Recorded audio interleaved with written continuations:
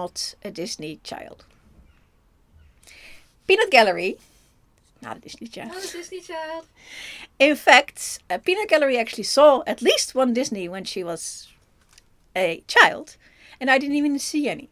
Literally, for reasons of that happened, I never was there when there was a Disney feature in the cinema that I went to, that could have been able to go to. So I didn't see them until I was grown up, and yeah, that's kind of too late. But I like storytelling, and Disney grosses in storytelling. So yeah, I'm interested. So I did watch most of them, and I wanted to go through them today.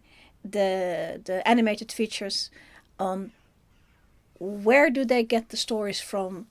Why do these exist like this? So that's what we're doing today. The first Disney animated feature, of course, is Snow White. Snow White from 1937.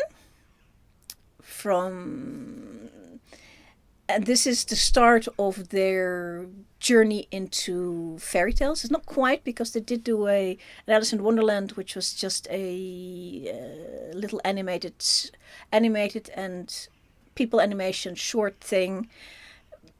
But he will come back to Alice later, and I will come back to Alice later. We're starting with Snow White, a fairy tale which was written down by the Brothers Grimm in 1812, but was already a long existing fairy tale of Germany and the entire German region. So that's Snow White. The next animated feature was Pinocchio, which is from a book by an Italian called Carlo Collodi, and it's called La avventure di Pinocchio, storia di un burattino, which just means the story of a puppet. I have actually read this book very long time ago. It's very scary. I mean, the Disney version is pretty scary. The book is way scarier. Way, way, way scarier. So this is one where they toned it down a little bit.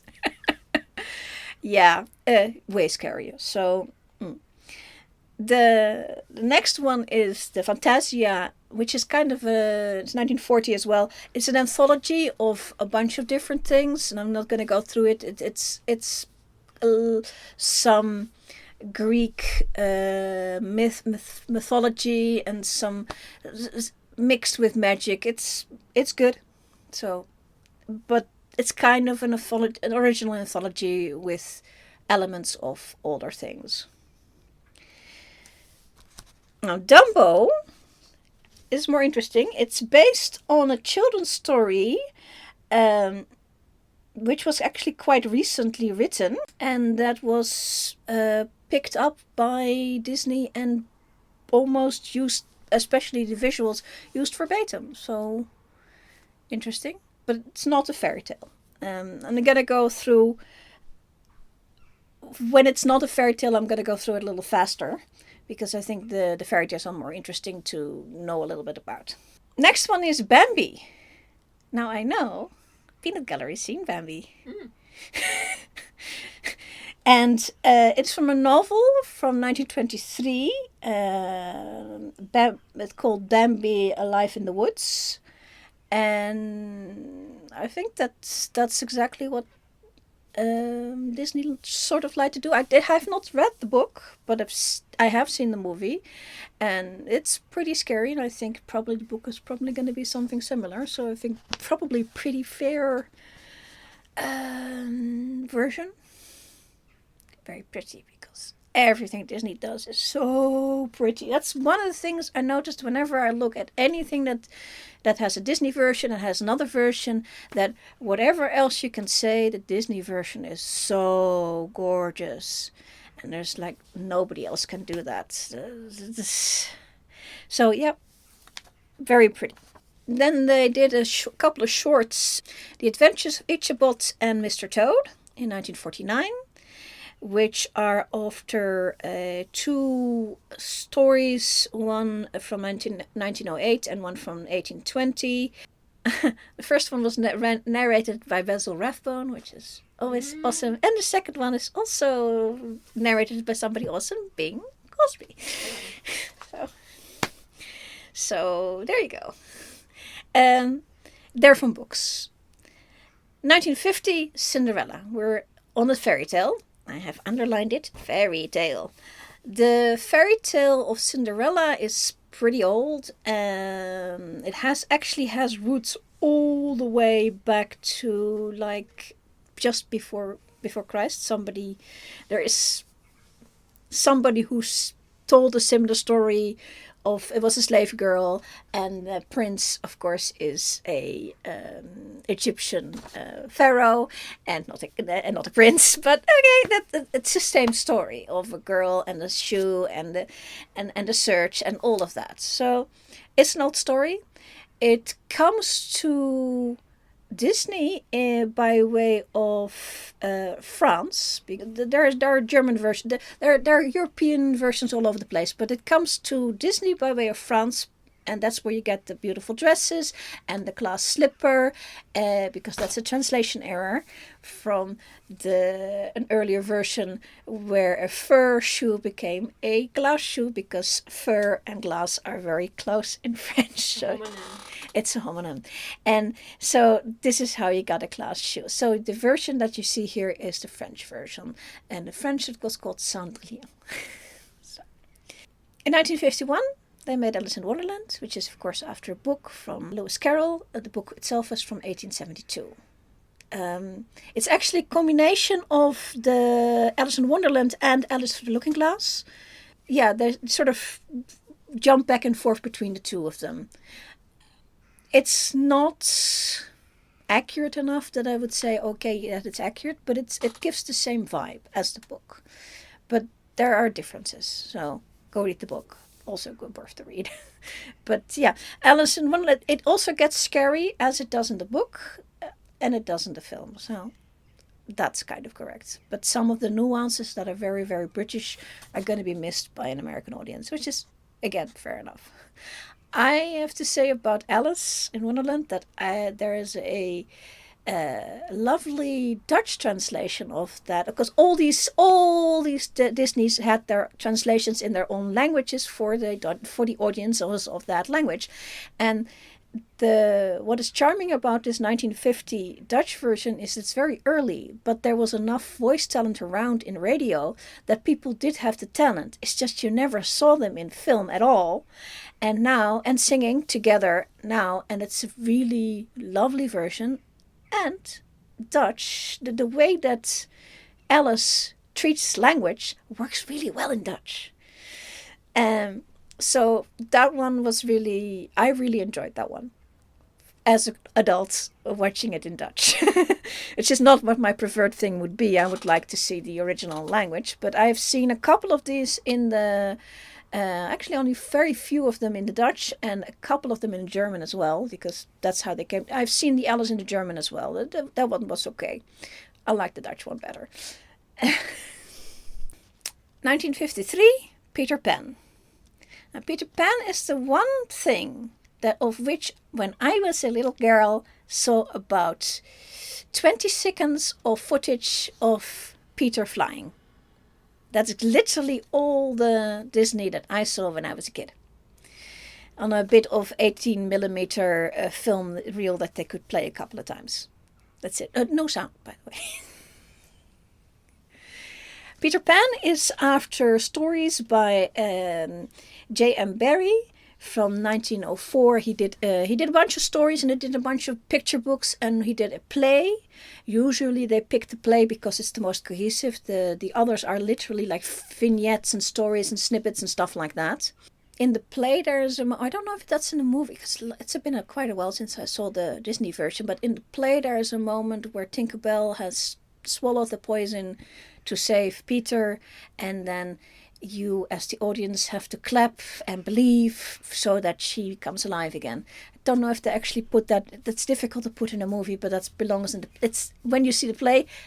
Yeah, that's the thing that made this play very famous in 1904, getting the audience to participate in this way for a children's play, which was unique and new and There is a wonderful film, and I think it's called Finding Neverland. Is it called Finding Neverland? About J.M. Barrie and why he wrote this and who he met. It's sad but beautiful.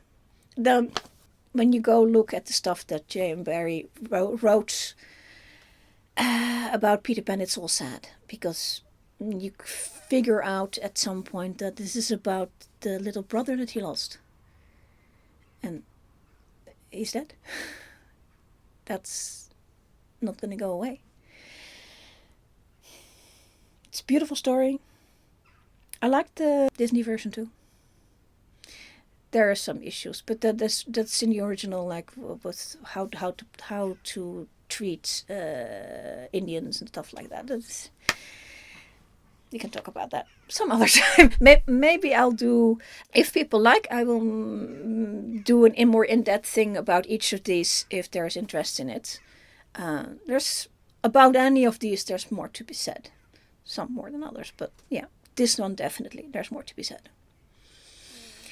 Next one is Lady and the Tramp. It's from 1955 and it was based on a 1945 Cosmopolitan article, a story called Happy Dan, the Cynical Dog. And so it was picked up pretty quickly after it came out, and I think this is more of a case of the department at Disney just got inspired by something and they just picked it up. This is something from this point on we will see occasionally pop-ups. Where does this come from? Just somebody was looking at something and had an idea and then they ran with it. It happened. Sleeping Beauty is next, 1959, and that is back to a real fairy tale. The story is really old. I was looking it up and they said one of the older versions that's been written down is about 1340, but it's got to be old. It's older than that. And it's very obviously medieval story with the castle and spinning and all of these elements that very clearly. It's been popularized for us because Grimm wrote it down. The Brothers Grimm collected it in their 1812 collection of stories, and then it got translated and become part of our world. But it's old. It's old. What isn't old is 101 Dalmatians, which is their version is from 1961. The book is from 1956 by a Dodie Smith. Basically, picked up almost immediately and they ran with it.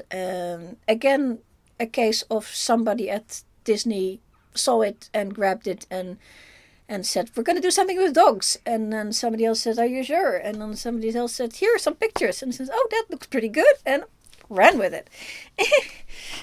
I mean, this is how people make stuff, This is how the process of creation happens in this weird way sometimes. The next one is The Sword in the Stone, which is actually from legend. It's Arthurian legend, which is somewhere also medieval, but earlier medieval to late medieval. This particular version, however, is from The One and Future King by T.H. White, of which I actually read quite a bit of, and it's pretty good to read.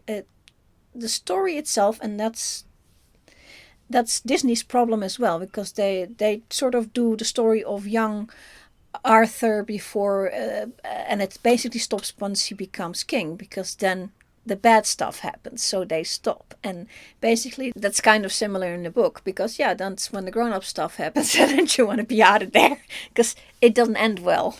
It really doesn't end well. In the same theme, they went back a couple of years later to The Jungle Book in 1967. That is from Kipling from 1894. And Kipling is absolutely worth reading. I've read The Jungle Book and a couple of the other ones, and he does like episodic stories within one story. So vignette of this story. So it's very easy, digestible chapters. Lots of verses, stuff you could actually sing if you wanted to. Very easy to read. It's literally easy on the eyes to read. and I'm not that great a reader, so yeah. So very much, yeah, worth reading. But I like the Jungle Book film as well. I like the music they put into it. They what a page cannot do is what this film did in visuals and music and ambiance and all that. The book does other ambiance and all that, but the film adds to it. So both worth it, yes. And the music is really good. It's one of the best music scores of Disney from anything before that. No, this one, yeah. So I think because the 101 Dalmatians did so well, I think they probably thought, how about we do something with cats? And the Aristocats, 1970, is actually an original story, a Disney original story. There is no book or anything. So, yay! It isn't for the people who haven't seen it. It's kind of an adventure. Cats go on an adventure, basically. That's what it is. Good enough. Then 1973, we're back to legends. Robin Hood.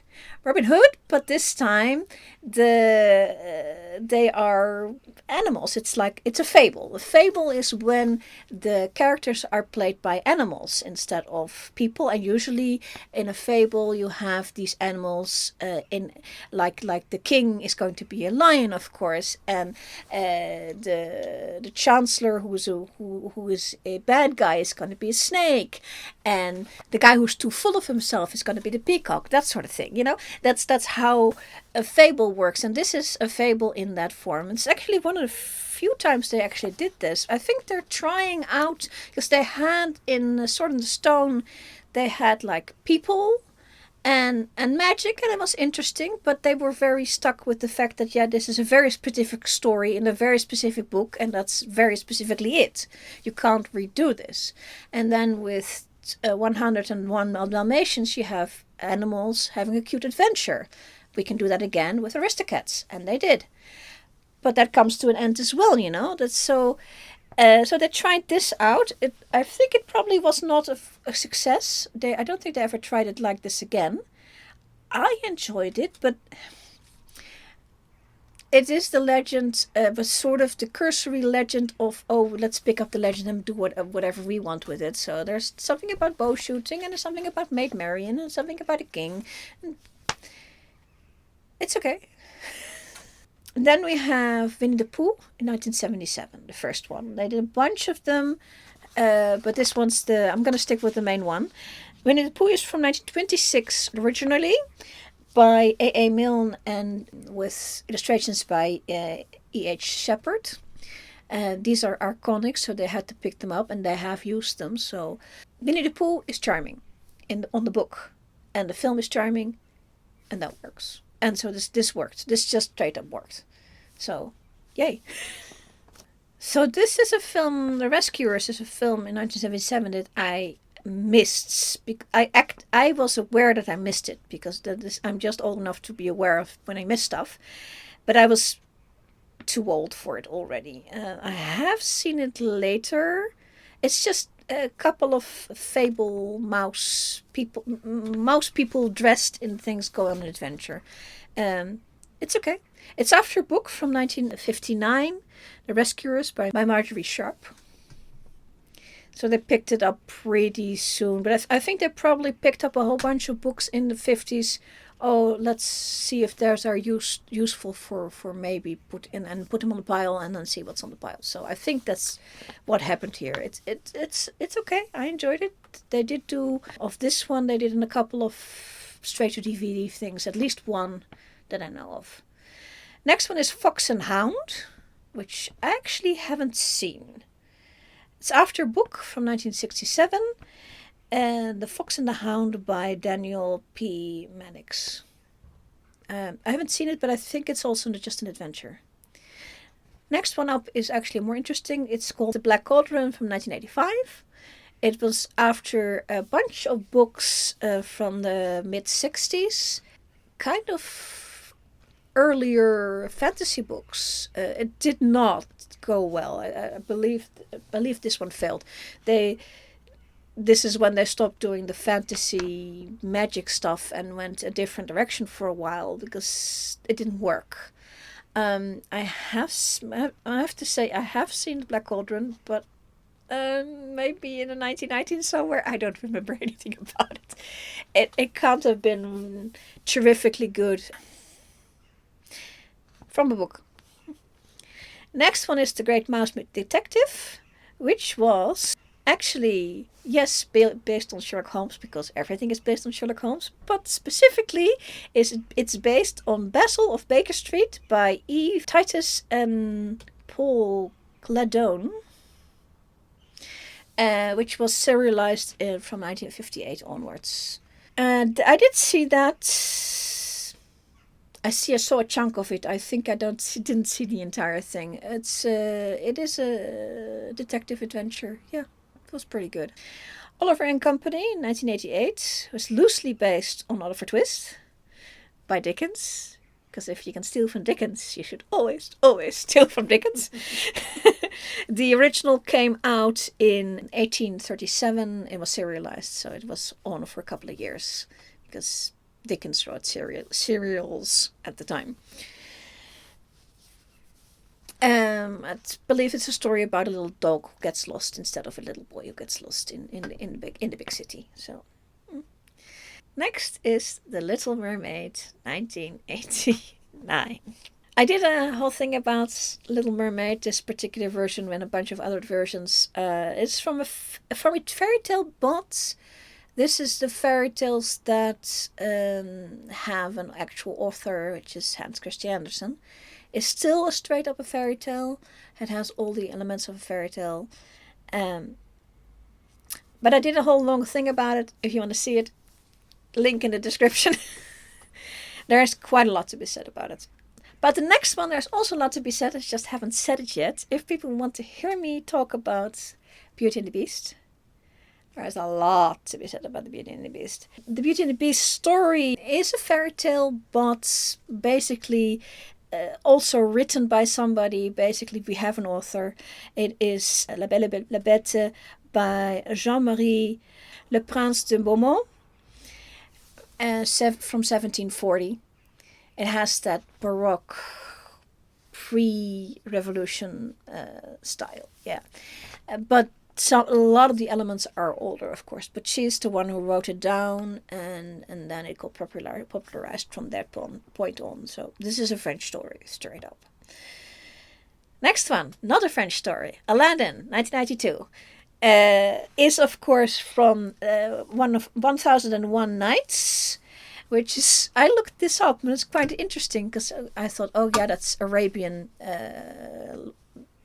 storytelling. No, it's not. But it is yes, 1001 Nights is a collection of Arabian stories. However, this one was added in by somebody else who thought it was interesting and just added it in. And this has happened about 1710, so well before the French Revolution. So kind of interesting. So not a real story, but old enough anyway. Next one is Lion King. The Peanut Gallery is nothing. She likes the Lion King. We could do one about Lion King at some point, but I'll give you some of the highlights here. It's famously based on Hamlet. And Hamlet is already famously based on stuff that's not true at all. So there's that. And then there is this uncomfortable thing that there used to be a Japanese series, animation series on TV in the 1960s called Kimba, the White Lion. Story of a little a lion cub who... bunch of things happen to it. It's the similarities are very upsetting. So there's that. But so it's based on a bunch of things, but they did some original stuff as well. So hey, the music is great. I was just gonna say Elton John's music score, the best ever. I think from from the Little Mermaid on, and they sort of basically helped with the Jungle Book. Jungle Book is really the first one where they did some serious music. People got some serious people in, but from Little Mermaid on, they realized that one of the things they're really good at is musicals, and so they make the feature the music, and when and if they have problematical stories, which they are about to have a real big one, Pocahontas is next. They're trying to solve the problem by putting a lot of charm and a lot of music in it. Both these things, the charm and the music. And then Pocahontas, it's beautiful. But the choice of Pocahontas is a big mistake. Because this is the one that's actually on my list as history. Do not come near history. History sucks. And if you look her up, I have her name down as Matoaka, her original name, and then her name was changed in England to Rebecca Rolfe. She became 26 years old. This is history. History sucks, and especially for women. Because she did this John that she has in the film. She married John, but not that John. She married the other John, John Rolfe. She married John Rolfe, not this John. John Smith. Yeah. Yeah, this is not the one she got. She got the other one. She got the old one, and he took her to England, and there she died of whatever horrible disease was available there. Pneumonia, as far as I know. We'll look it up. Yeah, no, don't look it up. We won't look it up. So they touched on history and realized, oh no, this one, they got so much flack about getting Native Americans into their franchise.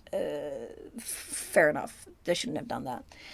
Okay, so I don't think they never did it like this again. They did something, but not like this. Not an historical figure like this again. No. Next one is a book again, The Hunchback of Notre Dame. Now, I have not seen this one, but I know what's in it because I do know the story. It's one of the stories that people know. It's from Victor Hugo, and it's a French novel. This guy wrote a bunch of really good core stories, and this is one of those core stories of a man who is so ugly that people run away from him screaming. Basically, that's the story. It's a sad story. It's a good story, but sad. The fact that something is good doesn't make it happy. It mustn't make it wonderful. It makes it... Yeah, it doesn't make it enjoyable. It's still a sad story, and I think the book ends even worse than this movie actually ends. But they take it serious. From what I remember of the movie, and I saw it like maybe half a time, is that they took that motif very seriously. The bad guy is seriously scary, and the situation is pretty dire. So, hey, okay, that's fine. Next, Hercules. Mm-hmm. Hercules you can pick because absolutely nobody is still invested in Hercules in the way that people would be in Pocahontas. So have at it. And they did. They had like a boogieing chorus and stuff like that. Oh, sure, go ahead. When I watched this one, I hadn't seen a Disney in a while. And I was sort of going, oh, that's a very interesting animation style. Because it's quite angular and I really enjoyed that part of it. Because I do like visually interesting things. And this was visually interesting. So as for the story itself, I think there's a lot of Hercules stories you could tell. And I'm not sure if they picked the right ones. I think the script could have been better. But it was okay. Nobody was going to be upset about it. Thank God. The next thing all people were effing and still effing are upset about, which is Mulan. Of course, Mulan. I do want to do one about Mulan. Not today, but I want to do one about Mulan. There's quite a lot to tell about it. But I'll give you the cliff notes here. There is an author to this. It is not the oldest author on this list, but not by much. It is written down. Okay. So I don't know how to pronounce this, so I think I'm going to put it here. The Ballad of Mulan. And it was written down in between the 4th and 6th century AD. And then copied. It's a ballad, and you can look it up on Wikipedia. There's a lovely translation, and it's like 7 strophes of ballad. And that's the story. That's it. It's been popularized by a woodcut print in 1694. And then it got repeated a lot. So this is one of the Chinese famous stories. The wiki says it's probably even older than the original, than when it was originally written down. It's maybe from before the year 0. So it could be a lot older than that. But it's one of those core stories of China. And of course then Disney runs with it. And yeah, I'm going to do a thing about this. I'm going to leave it there. I'm going to do a thing about this. I promise. Promise faithfully. Next, Tarzan. At least that's safe, right? Right. It's safe enough. Tarzan of the Apes was by Edgar Rice Burroughs from 1912. And it's kind of a sci-fi story of a man who, as a baby, ends up with monkeys and with apes and is raised by apes. And what happens then? Which is what a sci-fi very often does. It creates a situation and then what happens after. In a situation that wouldn't ordinarily happen. This is what sci-fi always does. There have been many versions of this. This is one that has more music by Phil Collins, I believe, did the music. It's nice.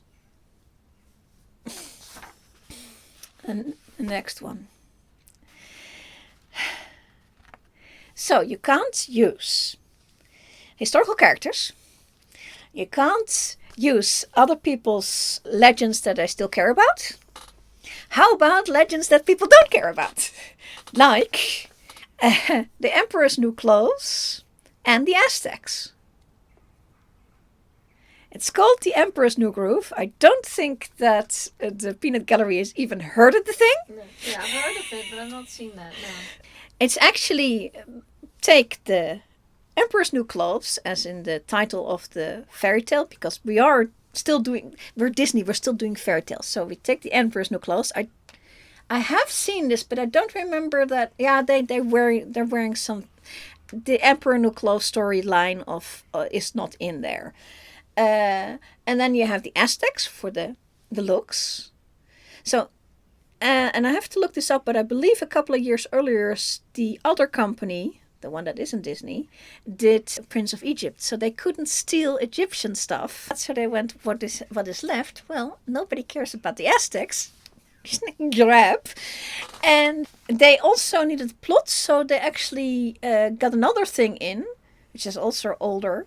And it's a Prisoner of Zenda story, of course, which is another one of those archetypal story plots you can always steal. And they did. So it's the one thing that's good about it is Eartha Kitt. And that's about it. She plays the creepy bad guy, which she does really well. So it is actually listed as an internal original, but with lots of stolen ideas. Next one is also lots of stolen ideas with an internal original. It's called Atlantis, the Lost Empire, from 2001. So Atlantis is written by the oldest dude on this list. Plato wrote this 4th century BCE. He wrote a story of a fictional country. Basically, he wrote a parable, and then everybody ran with it, and now people believe that it actually existed. So Disney ran with this and wrote a sci-fi story, which is actually, I actually saw it. It's pretty. It's a very cohesive story in itself of an adventure of going to somewhere and they find a Atlantis of some sort. And it's very pretty. So I enjoyed it. And the next one is also an internal original, which I literally haven't seen. It's called Lilo and Stitch, but it's meant for really young kids. And I think Lilo and Stitch. I have heard Lilo and Stitch. No, I've only heard Lilo and Stitch. Oh? You can chop it wherever you want. We can say Lilo. I've heard Lilo and Stitch, and I've Lilo and Stitch. I don't know. I haven't seen it, so I don't know. Next one after that is Treasure Planet, which is of course Treasure Island, but planetized because the Atlantis one, which was also sci-fi, did really well, so they went with this. But Treasure Island, the book, the story, it's not a very happy story. So I think this probably didn't do very well. It's not a happy story. It just didn't. No, I wouldn't have picked this. The original story to that was from 1883. Next up, 2009, The Princess and the Frog. And this one is a fairy tale. And I have a lot to say about this one. This is the one where it's 2009, they realized that every princess they have is white and affluent and white and white and white. And so they wanted something that wasn't white. But this is the wrong fairy tale for it. The Princess and the Frog, the original fairy tale, is meant for 6-year-olds to teach them it is when you give your promise, you should keep it. That's it. And this story that they wrote is about a young adult black woman who's not affluent in I think it was New Orleans in the 20s. I don't know what the fuck they're doing. I just don't know what the fuck they're doing. What? The original story, the original Frog Prince, because it's called the Frog Prince, was written down by Brothers Grimm, and is of course an older fairy tale. They wrote it down in 1812 from oral tradition in the book Kinder- und Hausmärchen. So there is a spoof called The Frog Princess by E.D. Baker from 2002, which may be associated with this movie. Can I go to lunch now? The one thing I liked about it is that, yes, the princess is not white, but I hated everything else about it. I'm sorry. This is not the way to do it. It's nice that we now have one of the princesses is now really black. She's not just a little bit colored or has dark hair instead of light hair or just a little bit bronze. No, she stayed black. But everything else about this thing sucks so much. Okay. If you want me to talk about this more at some point, I'm happy to do it. After I've done Mulan, because I really do want to do Mulan. I was very naughty and skipped the next one because I haven't seen this one. I haven't even heard of it. It's called Dinosaur from 2000, an internal original. It's about dinosaurs. I haven't seen it. Sorry. Next one I have heard of but I haven't seen is Chicken Little. I believe this one's actually... I'll put when I edit this, I will put up pictures and you'll see what it looks like. It is from a Danish folktale from 1823 or thereabouts. That's when it made it to a children's book called Henny Penny Peeling Pluk. Danish. So there you go. I suppose it's one of those repeating rhyme things. Next, we're gonna come into a bunch of them that me and the Peanut Gallery have hardly even heard of. So fair enough. Here's one I haven't seen again. Meet the Robinsons, from 2007, from A Day with Wilbur Robinson by William Joyce from 1990. So it's way too new for us. And something called Bolt. It's also an original internal original, so I don't know. The one after that I have seen Tangled, and that is another fairy tale. It is Rapunzel, of course, written down by the Grimm brothers, but it's older. It's one of those weird ones, and it is one where I sort of go, yeah, I understand what Disney did, and I understand why they didn't do half the stuff that's actually on the page. They should have done. They went a certain way. As you go on watching these things, you sort of go, Disney, yes, I understand you're trying to do fairy tales, and of course you want to grab something that is old and known, but if you go so far off story, what's the point? And this one is starting to come perilously close to that. This is problematic.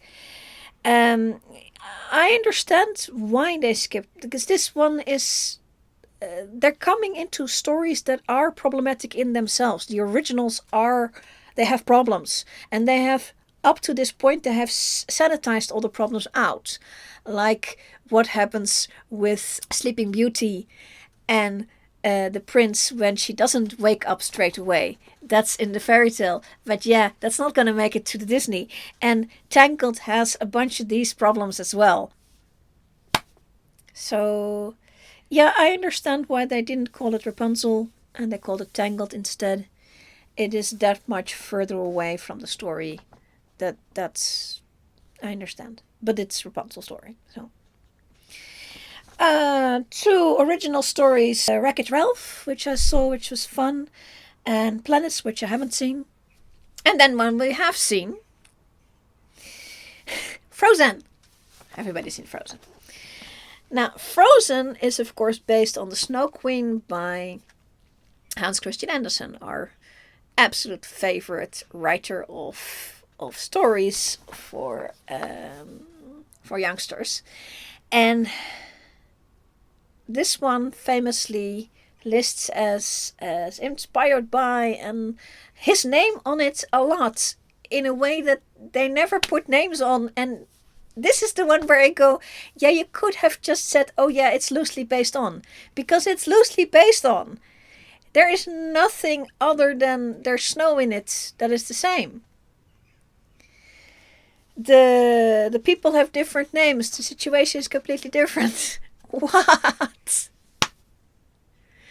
It's good in of itself, but if you had presented it as an original, it would have been just as good.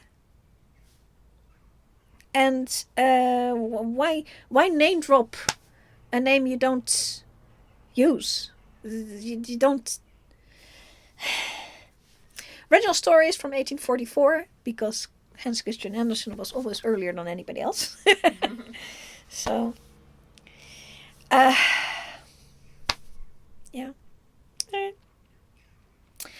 In 2014, there's Big Hero 6, which is from a Marvel comic. From the original comic for that is 1989. So, then Zootopia is an original. Moana is also an original. I have seen both of these. Moana is the new direction that they're going in, because they cannot use other people's culture that people are using. They cannot use other people's history that people are using. How about they did the Aztecs, so that seemed to work okay. They did Hercules. Nobody cared about that, so okay. And now they're going sort of general Polynesian.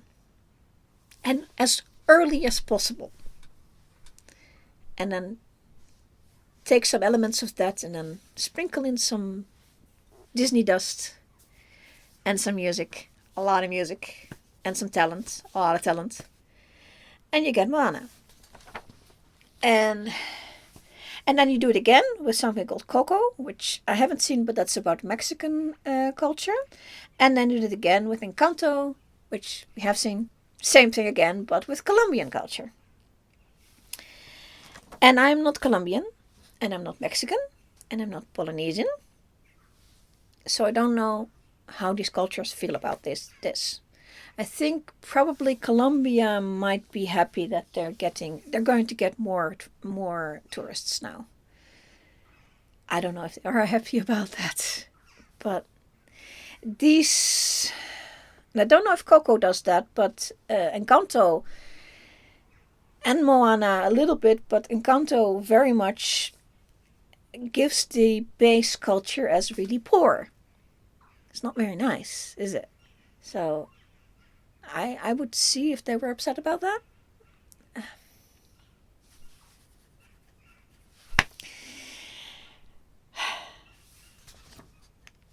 There's two more on this list and then we're done. There's Raya and the Last Dragon, which is an original story with story ideas from internal people. And there's Wish, which is like came out last year and I haven't seen it yet, which is also original. So they're the last 10 things except for Frozen and Big Hero 6 are all originals. But even Frozen is effectively only inspired by an idea rather Yes. than based on a story. Yes. Basically from 2000 when they did the Emperor's New Groove, they've been pushing original internal ideas over whatever else they have. Then I sort of think, oh yeah, well we'll put it on the shelf and we'll look at it and use it. It is. If you say we make pretty movies and people want to see them, and we want to sell figurines and we want to sell mugs with merchandising, sure. But if you say we're doing culture, we're doing history, no, they're not doing history in that way. Certainly not.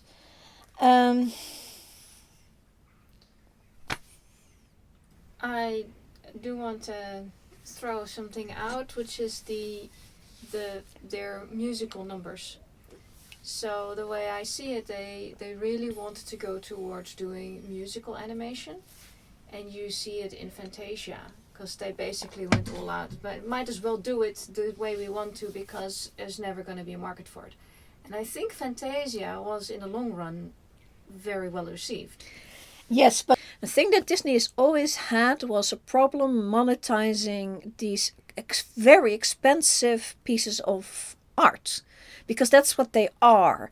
They're pieces of art, but they have to bring back the money back in. And that's why, especially the earlier ones, that they would have like 5 years between animations.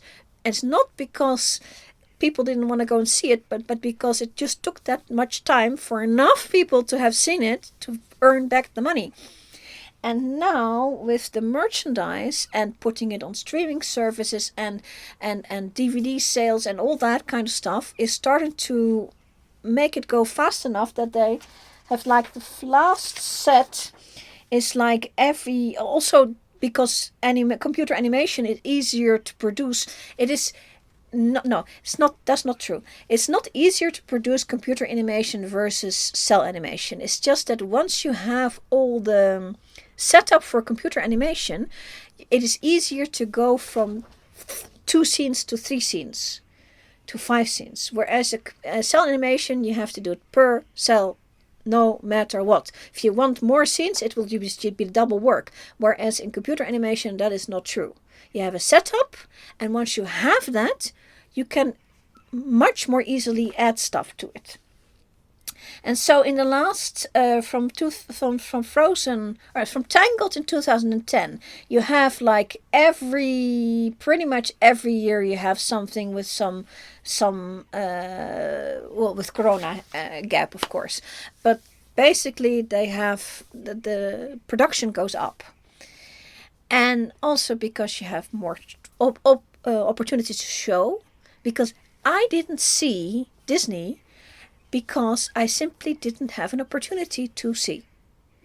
There was just not, it was not on television at all. And so you'd have to be in a cinema, but then somebody has to organize that in a cinema. And literally the one time that it could have happened, which was the Bambi, my mother also wanted to go see Watership Down, and I was I wanted to see Watership Down. And basically my choice was Watership Down or Bambi.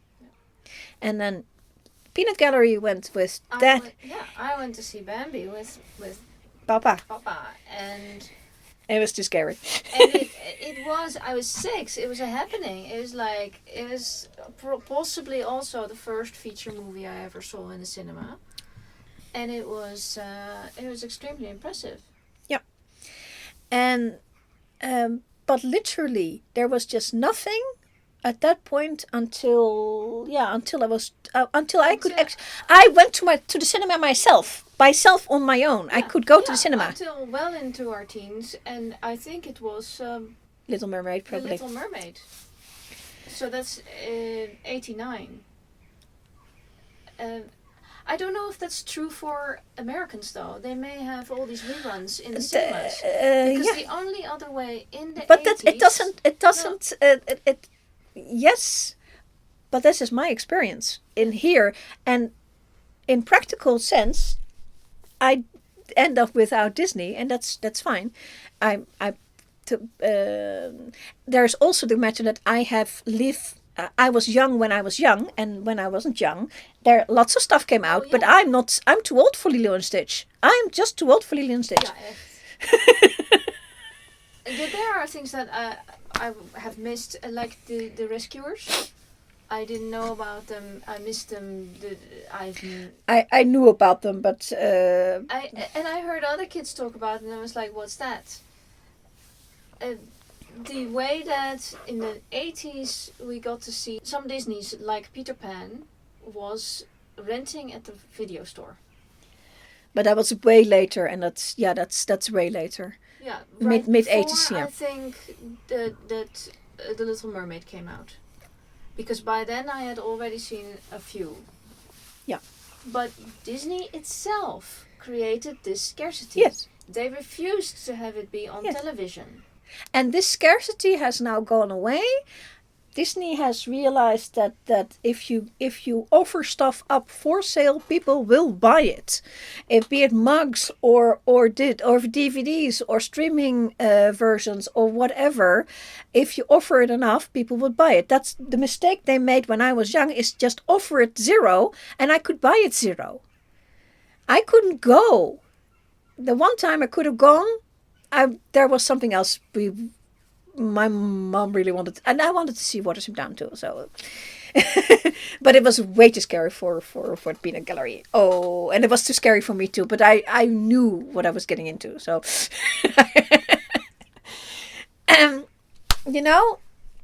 coming back to the musical numbers, it struck me that probably Dumbo with the whatever he had. Did he have mushrooms? Whatever the pink elephant's situation was. It's from 1940. That's a long time ago for musically. Yes. Yeah. But I mean, putting the visuals to the music, I think that is the strength of the Disney movies, because it is a musical spectacle, visual animated spectacle, whereas that they were able to do that once they realized that you need to do good music, which you pinpointed at about which one?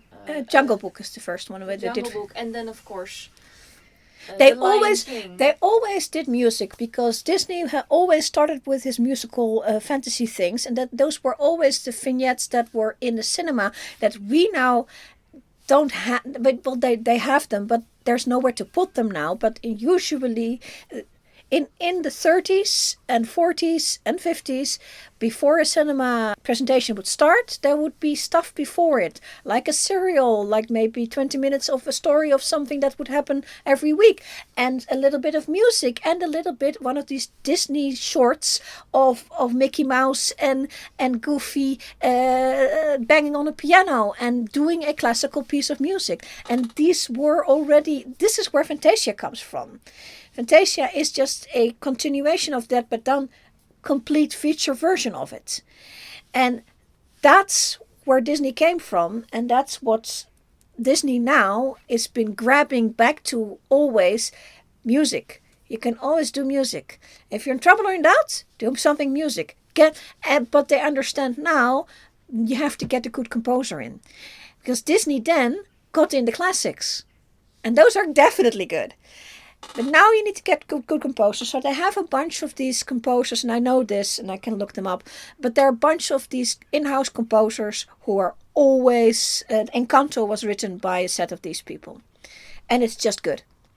And it is a mix of music for film, mixed with stage musical, how to set up a stage musical, when to have what kind of song, what intensity to have.